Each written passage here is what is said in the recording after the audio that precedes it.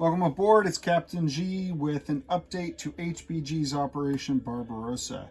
It is turn 8, July and August of 1942, the Soviet turn. So in Leningrad, just more artillery barrage back and forth. Didn't do much, one hit only out of 12 artillery. West of Moscow, infantry are shifting down towards Smolensk as I continue to siphon off infantry from here and bring them around.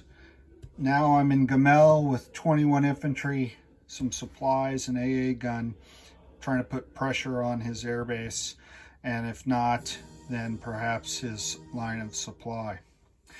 So we'll see how that works out for us. In the Kharhov region, I'm not going to try to pronounce this one, Dorish. Yeah, I'm not going to try, as I said. So I brought my forces across the river and out of Kharkov west here to hit the 6th Army, and General Paulus and the 6th Army were wiped out. He had about 10 infantry and 4 artillery, but just as important, I captured back 2 trains, which I had lost up in Rostov, as well as a couple trucks. And then Kharkov east, used the infantry in Belgorod, moved into Kharkov east. Both attacks were supported by tactical bombers coming out of Stalingrad. I also sent a few tactical bombers to try to hit this bridge. I wanted to cut off his non-combat line of supply here. Wasn't able to hit it. If I still possess this next turn, I can blow the bridge myself, but that's a big if. So did wipe out that army group, did move the trains away, the trucks away, took some of the supplies, left some for my troops. That was a big success. And what I'm doing is trying to threaten his forces here. Either of these army groups, if they are able to capture Baku in the corner and hold it for a complete round, that counts as a victory, automatic victory, just like doing the same thing with Moscow.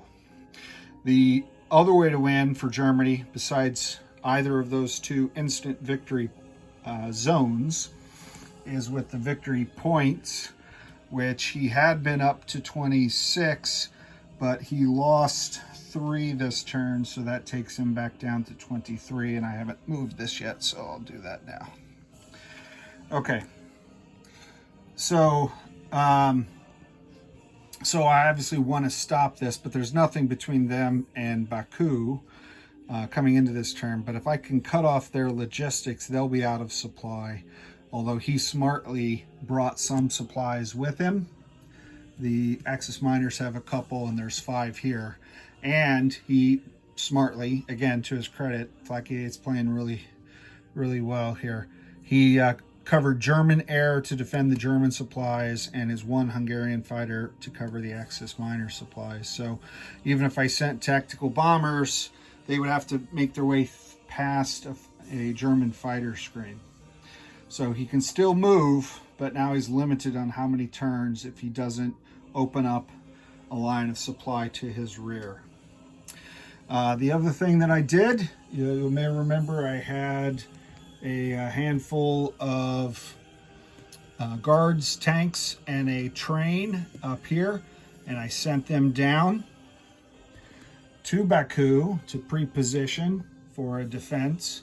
I also brought the regular armor that escaped Odessa to Mariupol, shot them this way, and then the second train came from Moscow with a bunch of supplies, an AA gun, and 1 guy to be cannon fodder, although these tanks take 2 hits each. So again, trying to force him to, it's not just wide open, he can't just put down there. The Axis miners are in this zone that I, again, can't pronounce. Tikhoretsk, I think. So they can go 1, 2, and they can be on the doorstep of Baku, but They're not going to be able to get into Baku this turn. And I don't know if the Axis miners by themselves would be strong enough. So they'd have to bring these Germans. And he's got to secure his line of supply. Otherwise, the entire army could run the risk of being encircled and destroyed. Similar to my force in Baku, I got to keep them supplied. So some interesting choices ahead of us as what seemed like a hopeless position of when I first looked at the after effects of what Flak 88 did to me last turn. Now I have a sliver of hope, and we'll see how long that lasts. With that, next up will be the Germans, turn 8. Flak 88 will go, and then he will also roll for weather for September, October of 42, and combat initiative, which is becoming increasingly more important. One thing that I mentioned on an earlier video that I would tell you about when we got to turn 8. So for combat initiative, for the first 7 turns, you roll a die, and I did this live once, so you saw it.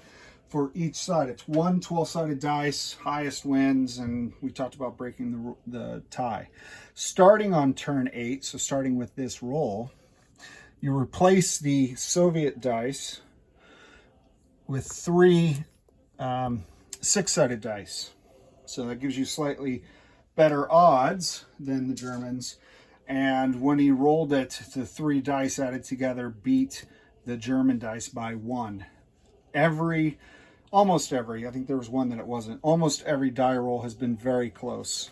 So it's critical that the Soviets maintain the initiative. I can't let him have a double move when he's this close to Baku and or Stalingrad. So on behalf of my partner, Flak 88, this is Captain G, over and out.